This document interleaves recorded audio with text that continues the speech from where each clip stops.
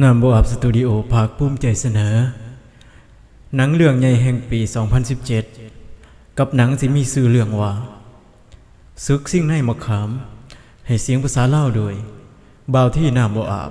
และก็ทีมงานนามโบอับเชิญพี่น้องไปรับชมและครับฟังในลำดับต่อไปได้เลยเชิญสละละ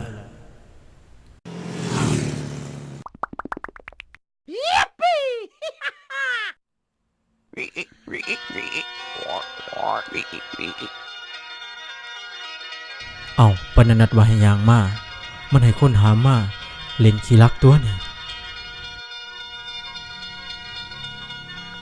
คนใส่ก็มีไผสียางมากคือสิโง่แท้ สบายดี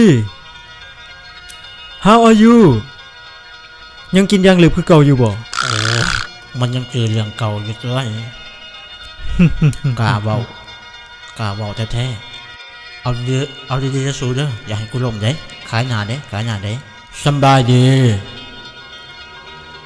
เฮาก็ยังกินยางเหลือบคือเก่าหั่นแหละ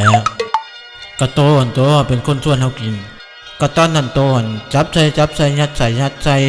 จัดอาจารย์ทองใส่กับบ่เช่ากระโตนตัวจื้อบ่ได้ฉันบอกน่าจืดเลย จังแม่นความจำดีเนาะโตนี่เฮาเซากินแล้วยางเหลือบน่ะมันบ่แซ่บ มึงอย่ามาคืนนะมึงอย่ามาแก่ตัวหลายมึงบอกกินยางหรือมึงกินใหม่บรรทัดบอก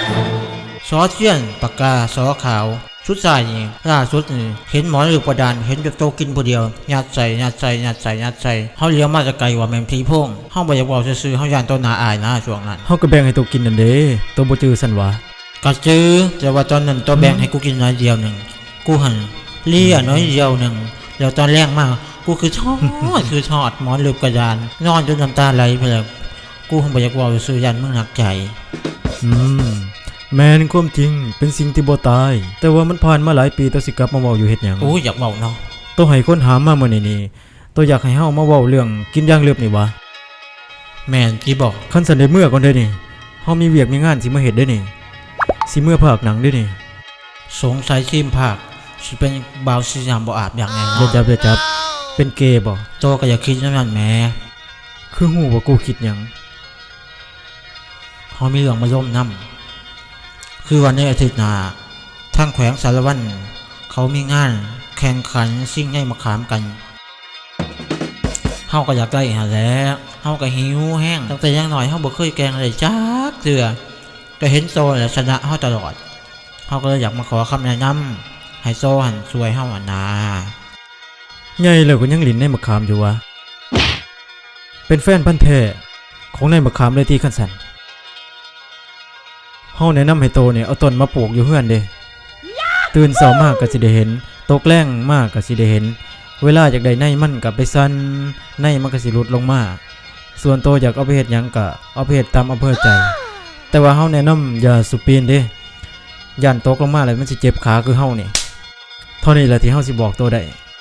มึงลืมไปบอกตั้งแต่เฮาเว้ากันแต่ข้าวยังน้อยนะ ฮู้ไผสิจื้อ ไม่ เนาะ บางเทื่อก็ล้อมหัวบ่กวยเป็นหมู่ก็ต้องช่วยเหลือกันแล้วกูก็ยังจื้อได้อีกตอนเฮียนวันน่ะก็ดีหัน มันเกี่ยวกันหม่องใดวะ นางวันทองเป็นคนสองใจถูกท้าวสารวัตรจับไปบ่มีไผช่วยนางได้นอก